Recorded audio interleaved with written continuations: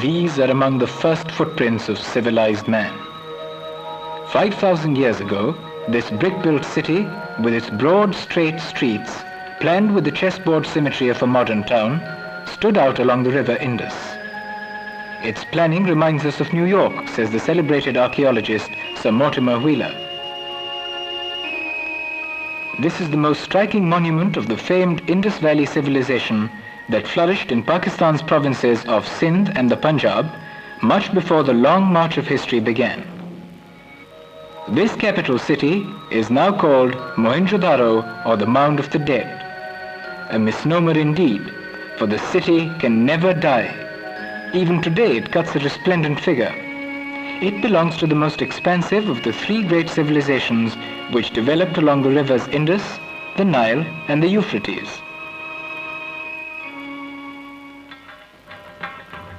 In a brick-built city, kins ought to have existed, looking not much different from those of today. Mohenjo Daro has handed down to posterity the technique of making baked bricks. Forest wealth made woodcutting a favorite occupation. For some, it remains so even today.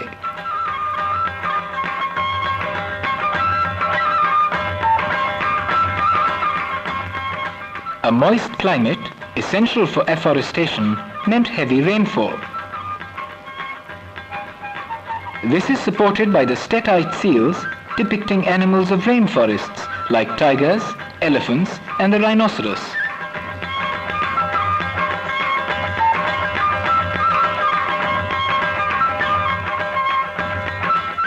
Surprisingly, the camel, Sindh's most popular beast of burden today, is conspicuous by its absence. The area was certainly not a desert in the remote past. That explains the transformation of a primitive society into an urban civilization. The idea of a civilization came naturally to a people living in a land climatically suited to an advanced society. The remains of the glory that was give a glimpse of the prosperous life that the inhabitants of the prehistoric city enjoyed. They possessed a civilization more sophisticated and advanced than the culture of the Aryans.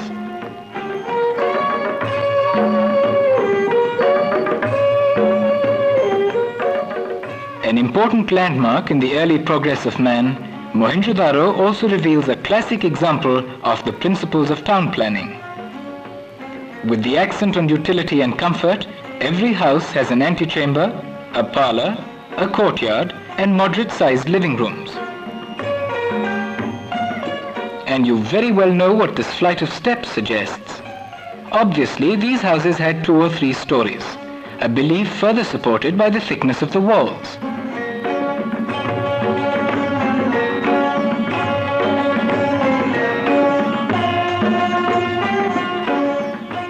The streets are so devised that the houses are amply ventilated.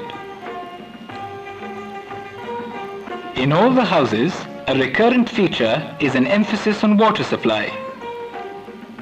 These tower-like wells were dug at various periods of 1,000 years of habitation of the Indus Valley civilization.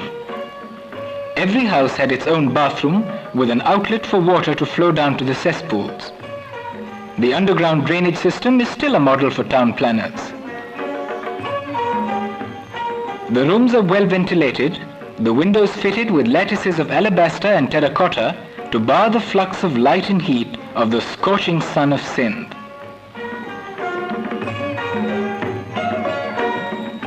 Mud plaster provided a cool retreat. Mohenjo Daro must have looked like this in its prime. Grown according to a master plan, it was divided into sectors which separated the elite, the priests and officials from the common folk.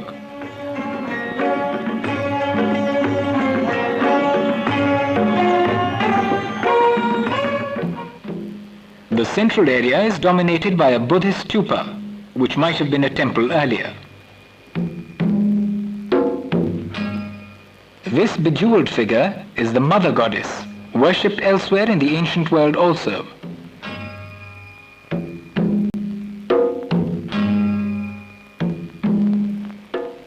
And these seals represent mythological creatures, including the unicorn and the Brahmanical bull.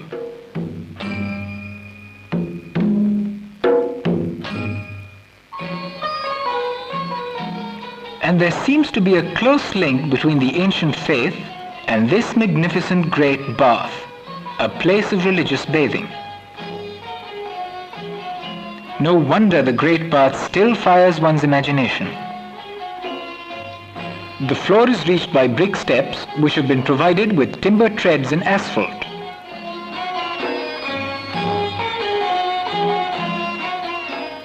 The Great Bath is an excellent example of superb masonry and bricklaying. The floors and sides are plastered with asphalt and the side walls are lined with bitumen to make the tank watertight.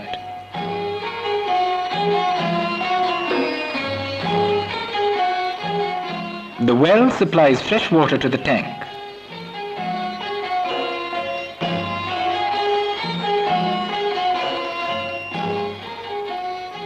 To the north of the Great Bath are 8 small rooms, each providing complete privacy to the user. Possibly, these were used by the priests, while the Great Bath was for the general public. The brick floors are well polished.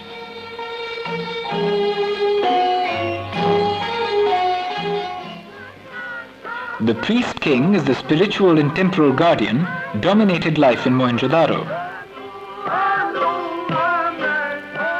The golden band symbolizes his authority.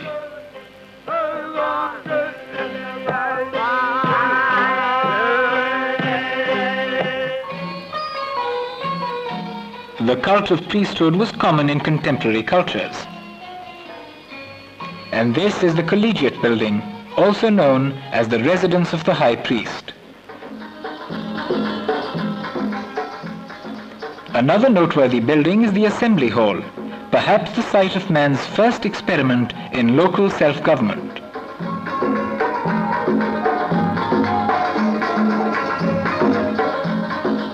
Many of the details of life may be hidden in the still undeciphered pictographic inscription which poses one of the biggest challenges of Indus Valley archaeology.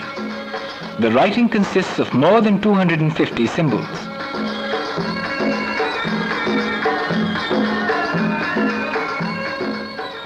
The reduced size of residential quarters in the lower city indicates it to be the sector of the working classes. Here too, staircases and wells for water are a regular feature. This is the place where brisk buying and selling took place, the market. At the dyer's shop, we see a number of shallow pits capped with bricks to hold the vats of chemicals and dyes. It is not difficult to conjure up a picture of the ancient dyer, who had much in common with his present-day counterpart.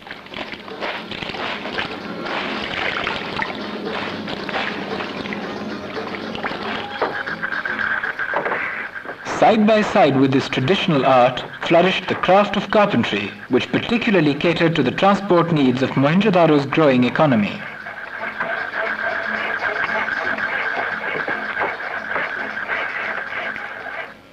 A bullock cart was possibly the most popular means of transportation then. Similar carts are in use in the area even today alongside fast-moving modern vehicles.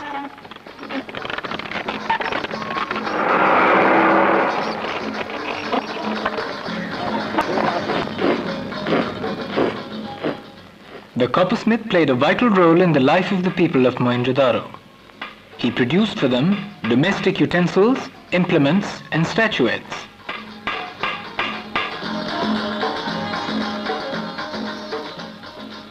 The bronze implements are among the objects representing the Bronze Age civilization.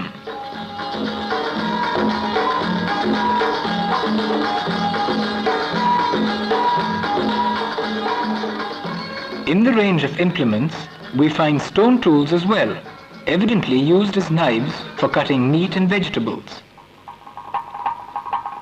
There is a striking similarity between the traditional potter of today and his forerunner, who also turned lumps of clay into varied objects of utility and beauty.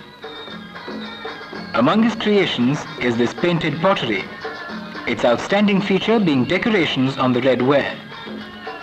This ware bears a seal which might have been a trademark. These models indicate the various shapes and designs of Mohenjo Daro's pottery.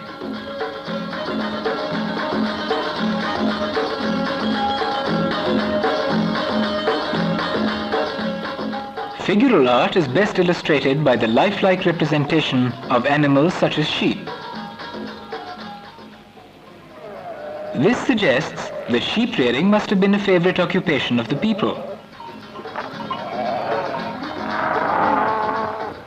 Likewise, buffaloes were central to the predominantly agricultural economy of Mohenjo Daro. They ploughed the land and provided milk and meat for the people.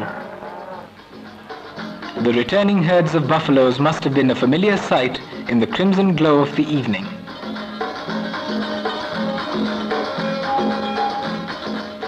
Bulls and buffaloes predominated in life and art since farming sustained the economy. From time immemorial, wheat was the primary farm product and the staple food.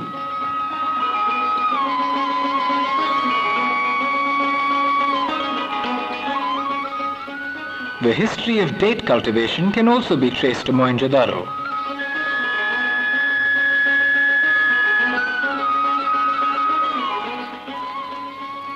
The smiling and verdant fields of Sesamon must have lent the heady fragrance of spring to the ancient valley.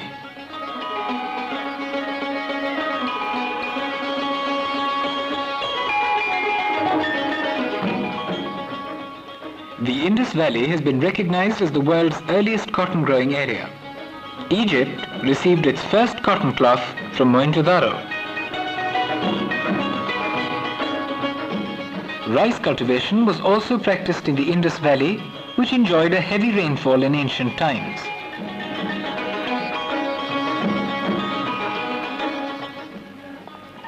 An abundant grain output required adequate storage facilities. Bullock carts carried the grain from the nearby fields to the great granary.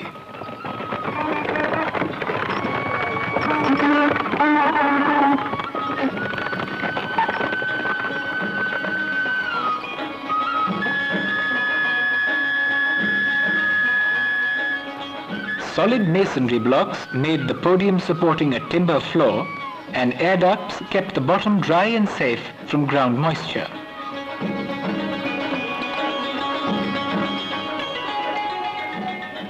The granary may have held buffer stocks to meet sudden emergencies such as famine and crop failure. It also acted as a public treasury in barter trade with other lands. For its daily business transactions in the marketplace, the people of the ancient city used a highly standardized binary system of weights and measures.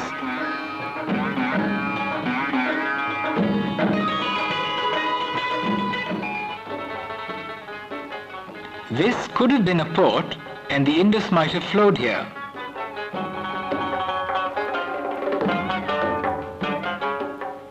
Possibly, it changed its course later.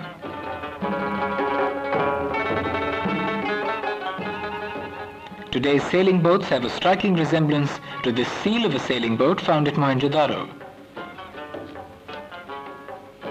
Trade was carried on with the neighboring communities of Sumer and Mesopotamia by land and by sea.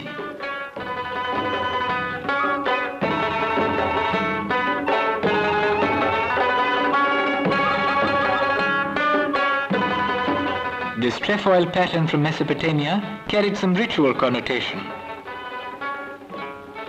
It is seen on the bull of heaven of Mesopotamia and on the robes of the priest king of Mohenjo Daro. Beaded pottery and the carnelian beads also reflect close ties with Mesopotamia. The ancient woman was indeed no less fashion conscious than her descendants today. Ornaments of clay, shell, faience and paste beads were favored by the poor. Necklaces and pendants of semi-precious stones were also commonly used. Nothing, of course, satisfies a woman's vanity more than the reflection of her own beauty. This improvised mirror must have been of great use to the beauties of Mohenjo Daro. A glimpse into their fashion is also provided by this hairstyle.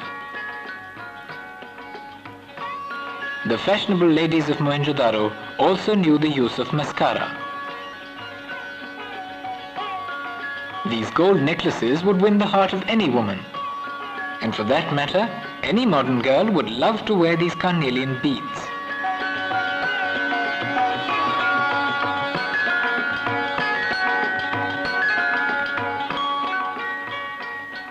Fillets, earrings and other pieces of jewelry bear evidence to the ancient woman's passion for ornamentation. Tiny cosmetic jars indicate the sophistication of their lifestyle. Sculptural art includes the bull's head with a detailed study of its anatomy and lifelike replicas of monkeys and squirrels.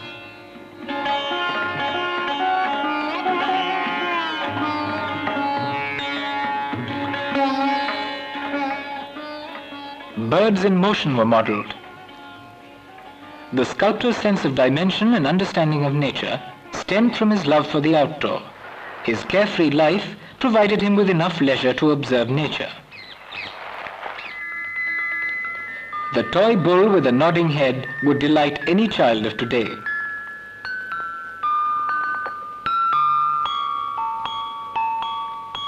For its fun-loving adults, with time hanging on their hands on idle afternoons, Mohenjo Daro produced this absorbing chess-like game.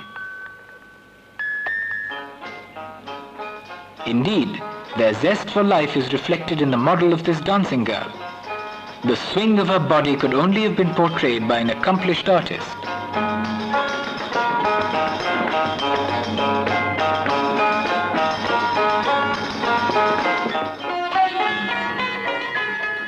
The architectural grandeur of Mohenjo Daro has attracted tourists from home and abroad for the past 50 years.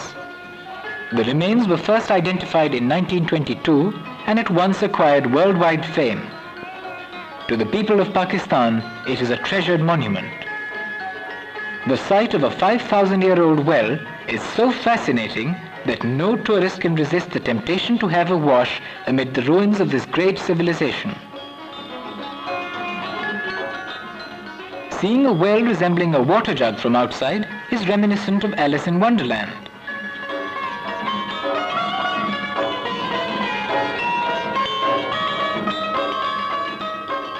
A civilization as rich and ancient as this has been freed from time into timelessness. The glory which sprang from Mohenjo Daro has spread out to suffuse the hearts of men of all time. The excavation, which stands out of the shadowy lanes of history to reveal a highly sophisticated society, is today the proud heritage of all mankind.